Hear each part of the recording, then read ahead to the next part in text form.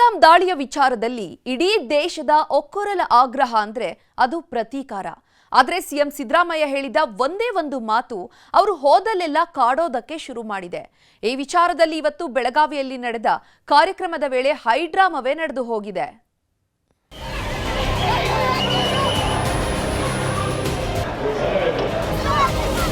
ಬೆಳಗಾವಿಯ ಈ ದೃಶ್ಯ ಇದೀಗ ಇಡೀ ದೇಶದ ಗಮನ ಸೆಳೆದಿದೆ. ಬೇಕಿತ್ತ ದುಬಾರಿ ಬಿಜೆಪಿ ಎಂಬ ಘೋಷವಾಕ್ಯದಡಿ ಕೇಂದ್ರ ಸರ್ಕಾರದ ಬೆಲೆ ಏರಿಕೆ ನೀತಿ ವಿರೋಧಿಸಿ ಬೆಳಗಾವಿಯಲ್ಲಿ ರಾಜ್ಯ ಕಾಂಗ್ರೆಸ್ ಪ್ರತಿಭಟನಾ ರ್ಯಾಲಿ ಹಮ್ಮಿಕೊಂಡಿತ್ತು. ಕಾಂಗ್ರೆಸ್ ನಾಯಕರ ಪ್ರತಿಭಟನಾ ಸಮಾವೇಶದಲ್ಲಿ ಬಿಜೆಪಿ ಕಾರ್ಯಕರ್ತರು ಎಂಟ್ರಿ ಆಗಿ ಸಿಎಂ ಸಿದ್ದರಾಮಯ್ಯ ಭಾಷಣದವರೆಗೂ ಕಾದು ಕುಳಿತಿದ್ರು. ಯಾವಾಗ ಮುಖ್ಯಮಂತ್ರಿ ಸಿದ್ದರಾಮಯ್ಯ ಭಾಷಣ ಮಾಡಲು ಮೈಕ್ ಮುಂದೆ ನಿಂತರೋ ಕಮಲ ಪಕ್ಷದ ಕಾರ್ಯಕರ್ತರು ಕಪ್ಪು ಪಟ್ಟಿ ಪ್ರದರ್ಶಿಸುತ್ತಾ ಸಿದ್ದರಾಮಯ್ಯ ವಿರುದ್ಧ ಆಕ್ರೋಶ ಹೊರಹಾಕಿ ಕಾಂಗ್ರೆಸ್ನ ಸಮಾವೇಶದಲ್ಲಿ ಗದ್ದಲ ಏರ್ಪಡಿಸಿದ್ರು. ವೇದಿಕೆಯ ಮುಂಭಾಗದಲ್ಲೇ ಬಿಜೆಪಿ ಕಾರ್ಯಕರ್ತರು ಕಪ್ಪು ಪಟ್ಟಿ ಪ್ರದರ್ಶನಕ್ಕೆ ಮುಂದಾಗಿದ್ದರಿಂದ ಕೆಲಕಾಲ ಗೊಂದಲದ ವಾತಾವರಣ ನಿರ್ಮಾಣವಾಗಿತ್ತು. ವೇದಿಕೆ ಬಳಿಯೇ ಬಿಜೆಪಿ ಕಾರ್ಯಕರ್ತರು ಪ್ರತಿಭಟನೆ ನಡೆಸಿದ್ದರಿಂದ ಸಿಎಂ ಸಿದ್ದರಾಮಯ್ಯ ಅವರಿಗೆ ಕೋಪ ನೆತ್ತಿಗೇರುವಂತೆ ಮಾಡಿತ್ತು. ಬಿಜೆಪಿ ಕಾರ್ಯಕರ್ತರ ಮೇಲಿದ್ದ ಸಿಟ್ಟನ್ನು ಪೊಲೀಸರ ಮೇಲೆ ತೋರಿಸಲು ಮುಂದಾದ್ರು. ಭದ್ರತೆಯ ಲೋಪದ ಕಾರಣಕ್ಕೆ ಎಲ್ರಿ ಎಸ್ಪಿ ಎಂದು ಪ್ರಶ್ನಿಸಿದ್ರು.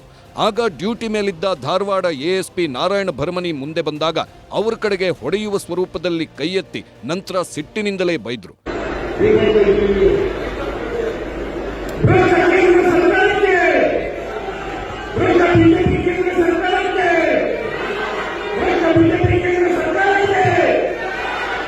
ಸಿಎಂ ಸಿದ್ದರಾಮಯ್ಯ ಸಿಟ್ಟು ಇಷ್ಟಕ್ಕೆ ತಣ್ಣಗಾಗಲಿಲ್ಲ.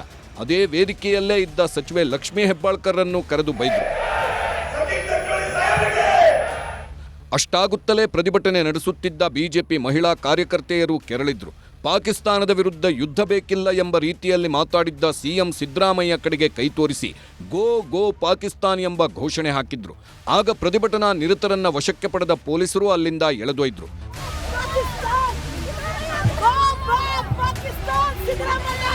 ಬಿಜೆಪಿ ಕಾರ್ಯಕರ್ತರನ್ನು ವಶಕ್ಕೆ ಪಡೆಯುತ್ತಿರುವಾಗಲೇ ಬೆಳಗಾವಿಯ ಕ್ಯಾಂಪ್ ಪೊಲೀಸ್ ಠಾಣೆ ಬಳಿ ಬಿಜೆಪಿ ಹಾಗೂ ಕಾಂಗ್ರೆಸ್ ಕಾರ್ಯಕರ್ತರು ಪರ ವಿರೋಧಿ ಘೋಷಣೆ ಕೂಗಿ ಪರಸ್ಪರರ ವಿರುದ್ಧ ಆಕ್ರೋಶ ಹೊರಹಾಕಿದ್ರು.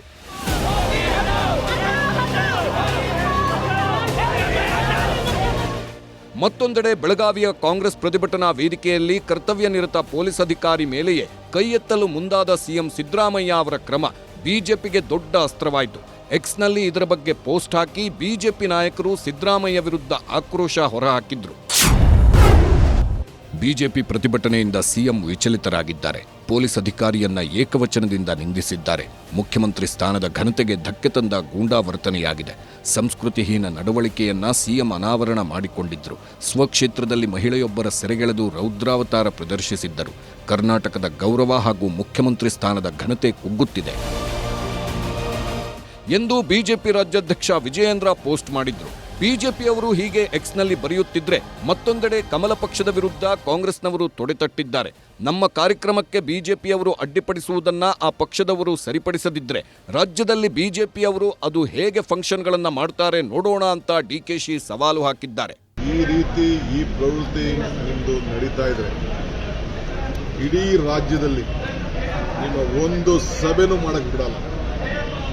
ಇದು ಕಾಂಗ್ರೆಸ್ ಪಕ್ಷದ ಒಂದು ಪ್ರತಿಜ್ಞೆ. ಸೋಗ್ನಿಂದ ಬಂದು ಈ ರೀತಿ ಮಾಡೋದು ಅವ್ರಿಗೆ ಏನು ಶೋಭೆ ತರೋದಿಲ್ಲ. ಅವ್ರಿಗೆ ಅಷ್ಟೊಂದು ಧೈರ್ಯ ಇದ್ರೆ ಎದುರುಗಡೆ ಬಂದು ನಿಂತ್ಕೊಂಡು ಮಾಡಬಹುದಾಗಿತ್ತಲ್ಲ ಅವರು.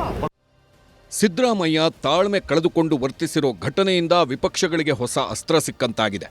ಬೆಲೆ ಏರಿಕೆ ಅಂತ ಸರ್ಕಾರದ ವಿರುದ್ಧ ಹೋರಾಡುತ್ತಿದ್ದ ಬಿಜೆಪಿ ಹಾಗೂ ಜೆಡಿಎಸ್ ಈಗ ಸಿದ್ದರಾಮಯ್ಯ ಟಾರ್ಗೆಟ್ ಮಾಡಿ ಹೋರಾಟ ರೂಪಿಸೋ ಪ್ಲಾನ್ ಮಾಡಿವೆ. Bureau report, news 18.